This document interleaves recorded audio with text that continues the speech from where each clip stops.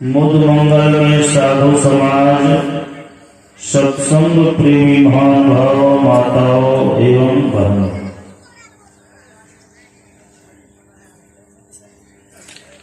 अभी हम लोग गुरु महिमा के बारे में सुन रहे थे। परमाराध्य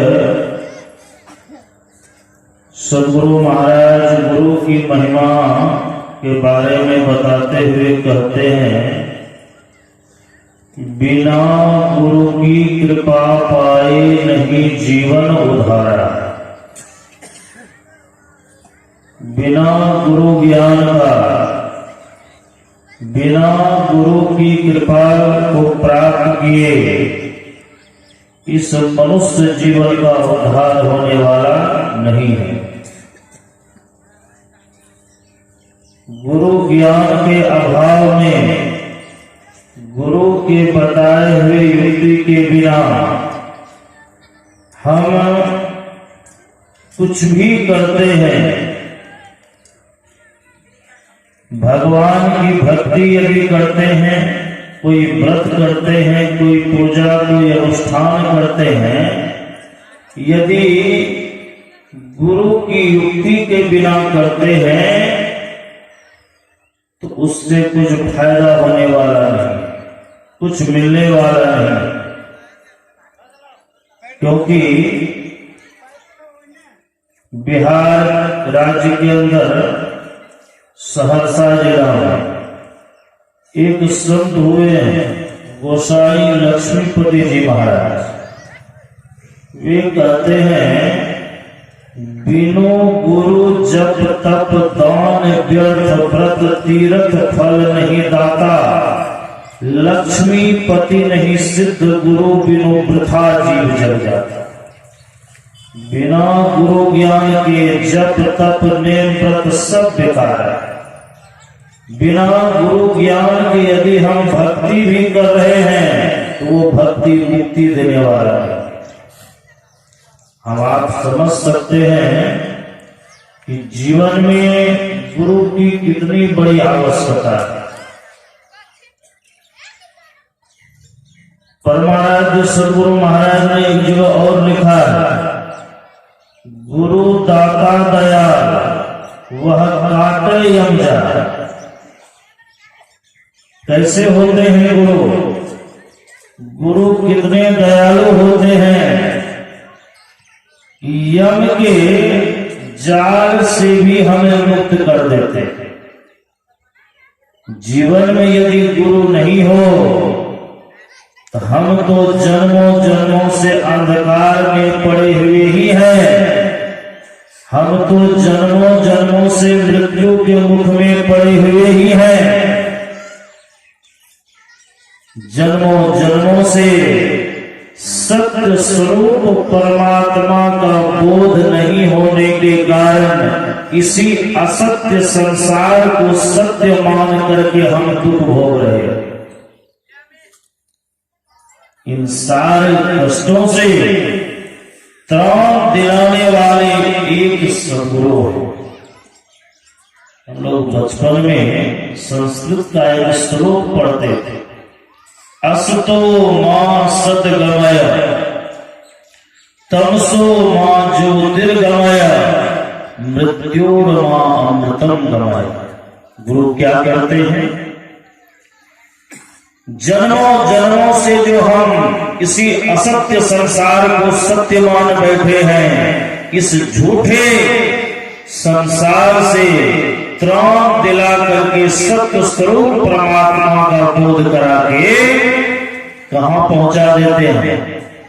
संत कबीर साहब कहते हैं, सखिया वाघर सबसे न्यारा जहां पूर्ण पुरुष हमारा।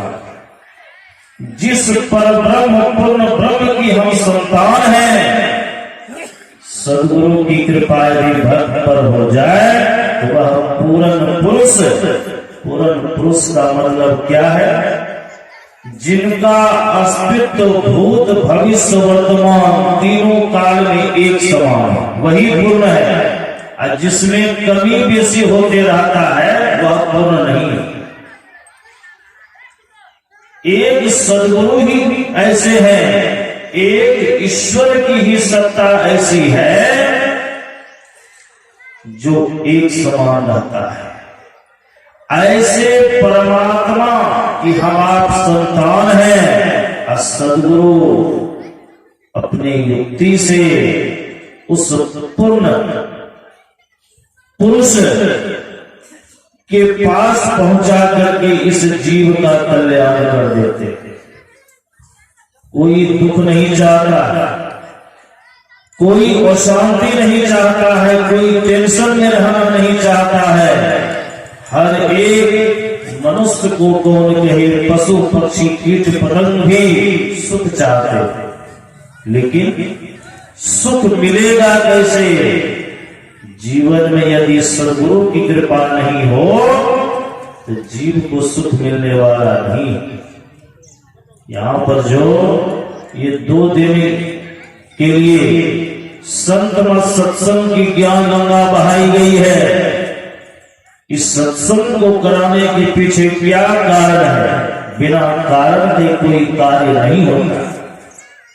जिस कार्य को करने के पीछे कोई कारण नहीं हो, उस कार्य में लोग दिलचस्पी नहीं लेते हैं।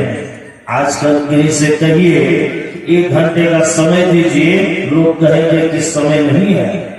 लेकिन यहाँ 3-3, 4-4 घंटा अपने अपने घरों से समय निकाल करके हम लोग एक पाली के सत्संग में आए हुए हैं। इसके पीछे तो कोई रीजन है, कोई कारण है। वो कारण क्या है? संत कबीर साहब लिखते हैं, मैं तो आन पड़ी चोरन की नगर, सत्संग बिना जिए तरस। कारण यही है, जिस तरह से हम सबों के शरीर में मिट्टी तत्व का अभाव होता है तो भूख लगती है। तो भूख लगने पर हम अन्न पका करके डालते हैं, फल भी खाते हैं, दूध दही मेवा मिष्ठान घृत ये सब खा करके मिट्टी तत्व हम शरीर में डालते हैं तो शरीर की भूख मिट जाती है। प्यास लगने पर पानी पीते हैं तो प्यास का दुख दूर हो जाता है। इस शरीर की भूख के तो हम मिटा देते हैं, लेकिन कभी इस बात को सोचते हैं कि इस शरीर के अंदर रहने वाला जो जीवात्मा, जिसके शक्ति से यह शरीर चल रहा है, उस जीवात्मा को भी कभी भूख प्यास लगती है कि नहीं? भोजन करने से शरीर का भूख मिटता है, जीवात्मा का भूख नहीं मिटता। ये जीवात्मा का भूख कैसे मिलता? जब हम सत्संग में जाते हैं, संत महापुरुषों का दर्शन करते हैं, वेद पुराण उपनिषद की बातों को सुनते हैं, इस जीवात्मा को त्राण मिलता है। इसकी जो भूख है, यह जीव जो ईश्वर प्राप्ति के लिए तरसता है, ये तरसना इसका बंद हो जाता है, अमन चैन सुख शांति का अनुभव होने लगता है। इसी कार्य के वास्ते यह सत्संग है। और इस सत्संग के माध्यम से ही मनुष्य के अंदर में विवेक होता है। मनुष्य के अंदर यदि विवेक की जागृति नहीं हो तो मनुष्य का जीवन कैसा है? जिस कठोपनिषद की वाणी अभी हम लोग सुन रहे थे, उसी कठोपनिषद में यमराज ने नचिकेता से कहा है कि आहार निद्रा भय मैथुनंचो सामान्य में तत्पशु नराणाम ज्ञानम नराणाम अधिकम विशेषो ज्ञानेन हीना पशु भी समान। भूख लगना, सोना, संतान की उत्पत्ति करना, डर है, ये क्रिया केवल मनुष्यों के अंदर ही नहीं, सब शरीरों में पाया जाता है। यदि मनुष्य भी इन्हीं 4 क्रियाओं को करने में लिप्त रहा, लिप्त करते हुए शरीर का परित्याग कर दिया, तो मनुष्य का शरीर तो मिला, लेकिन मनुष्य का शरीर पाकर भी वह मनुष्य मनुष्य नहीं, बिना पूछ के वह जानवर ही बना रहे, पशु बना रहे। महाराज की जय। मनुष्य के अंदर से पशुवत जीवन चला जाए, मनुष्य सही में मनुष्य के रास्ते पर चले, इसी कार्य को इसी कारण को समझाने के लिए यह सत्संग का आयोजन है। वो स्वामी तुलसीदास जी महाराज लिखते हैं, बिनु सत्संग विवेक न होई, राम कृपा बिनु सुलभ न सोई। ये सत्संग के चलते ही मनुष्य के अंदर से विवेक की जागृति होती है, और विवेक जगने पर यह मन कहता है कि परमात्मा की भक्ति के बिना यह जीवन बेकार है, जीवन है बेकार। भजन बिन दुनिया में बड़े भाग से नर्तन पाया, इसमें भी हरि गुण नहीं गाया।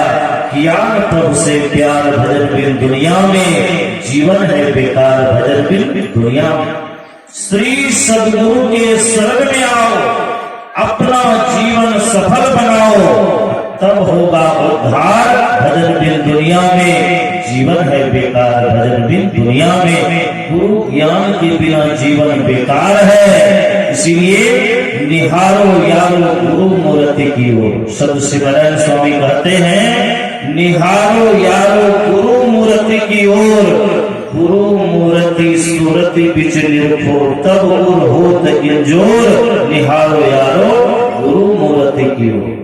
गुरु के मूर्त में जब हम अपने सूरत को लगाएंगे, उसी गुरु की कृपा से हम सबों के अंदर में जो अंधकार का साम्राज्य है, वह अंधकार का साम्राज्य धीरे धीरे खत्म होने लगेगा, और हमारे अंदर में वह प्रकाश वाली परमात्मा का झलक दिखाई पड़ेगा। तो जन्मों जन्मों का किया हुआ जो पाप है, उस पाप से हम आप मुक्त हो जाएंगे, तब जीवन का कल्याण होगा। यही आप सबकी सेवा में कहा। श्री सद्गुरु महाराज की जय।